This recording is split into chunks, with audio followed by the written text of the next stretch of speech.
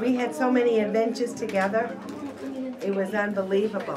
When I was 2.5 and Elaine was 6 months old, my mom and her mom met each other as we walked in the strollers. And from that day on, my parents, they played cards every Friday and Saturday night.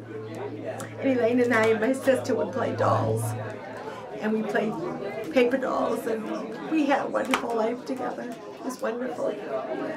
She's just a sweetheart. Just going over these pictures are wonderful.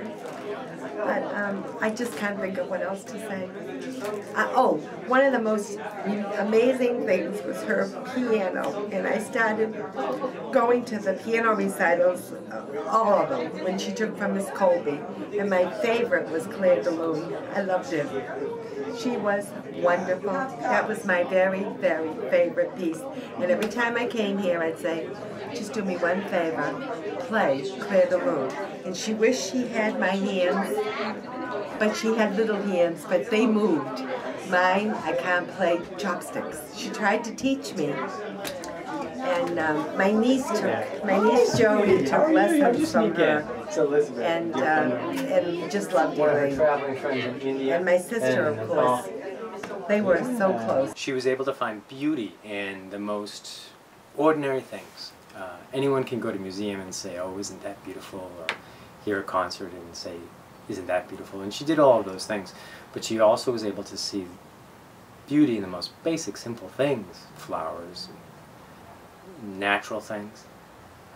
And that was expressed in her flower arranging, which was incredibly organic and fluid. One of her amazing accomplishments was she belonged to a garden club, it was Crystal Garden Club, and she won the Tricolor Award for at the Boston Flower Show, and that's the highest award you could ever have. And then we also did a flower show, a mini flower show at the Episcopal Church in Wakefield. And Elaine created a waterfall, a little river. We had, oh, it was wonderful. She was the most unbelievable person. She could put anything together at any time. And then, of course, that Halloween she would do at her house. Everything. Hundreds and hundreds of people would go to her home when she lived on Upland Road. It was wonderful. And then she brought it to the church, and they luckily have a scrapbook that the secretary at the time put together for her. So that's it. I just loved it. So there's a lot of great Elaine memories, but one of my favorites is I think about 2.5 years ago, just before Elsie turned 2. Jeff had a conference here, and so we came along, and Elaine asked if we wanted to go to the cabin, Bernice's cabin in Maine, and I wasn't sure about it because we hadn't packed anything to go to the ocean, but we decided to, go for it for 2 nights. And the one full day that we were there, we got up and just were lazy, and we went to the beach and sat at the ocean and did absolutely nothing the entire day. Elsie had a little bucket and a little pail or a little shovel, and she walked around shoveling sand and in the swimsuit that we bought her at the gift shop down the shore. And we sat there the whole day, and it was perfect weather. And then when the day was over, Elaine said to me, she said, that's a day to put in your pocket to keep for a day when you're a little bit stressed out. And I've thought about that day lots of times.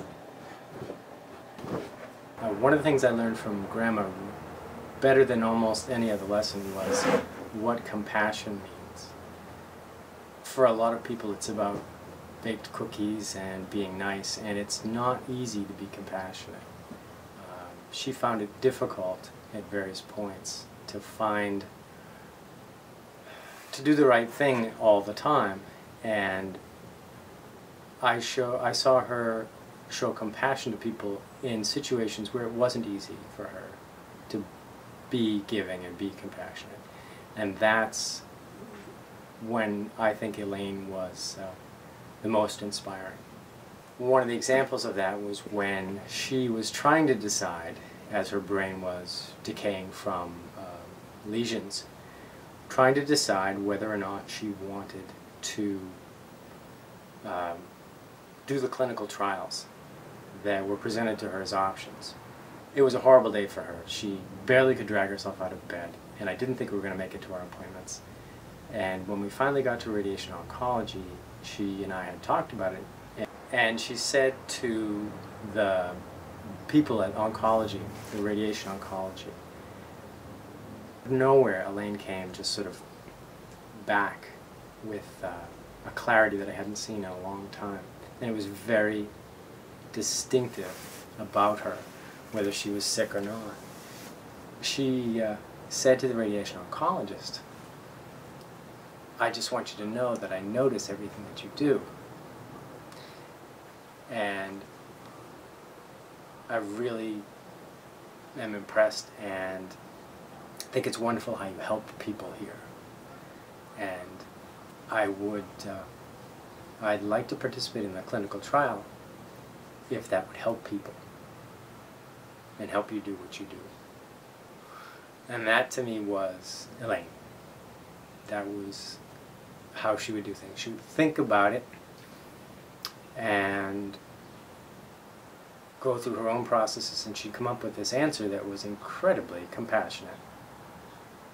And that was one of the most important things that I've learned from Elaine. I wonder if anyone's, if especially the two guys have talked about the Christmases. They were the most amazing things.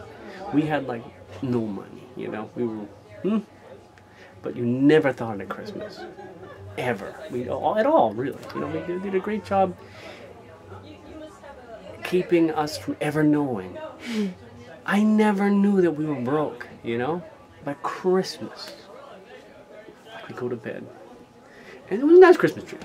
Oh, we always got a huge Christmas tree that was just sort of bent to the top because it barely fit in the house. And we come back down, and it was like a different world. Everywhere it was really brightly lit. The tree was very different, you know. Tinsel all over the place.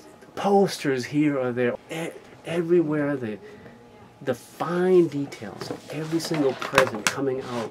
Even, you know, Rob torturing presents, like he has to go outside and fall. He got like a ball of string and had to follow the string around the house, go outside, go over the roof, follow it around a couple of trees to find his stuff in his car.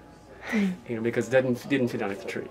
One time they had the Christmas tree wouldn't fit, so instead of cutting off the bottom, they cut a hole in the ceiling, which I thought was great. How many people rip out part of their roof to put in a skylight just to get a bigger Christmas tree? Not many people do that. But it was a pretty awesome thing. It was really, and at night, when the moonlight would come in and hit the tree from the side, just the moonlight, that was so cool. That was really cool. The sheer magical world when you'd wake up.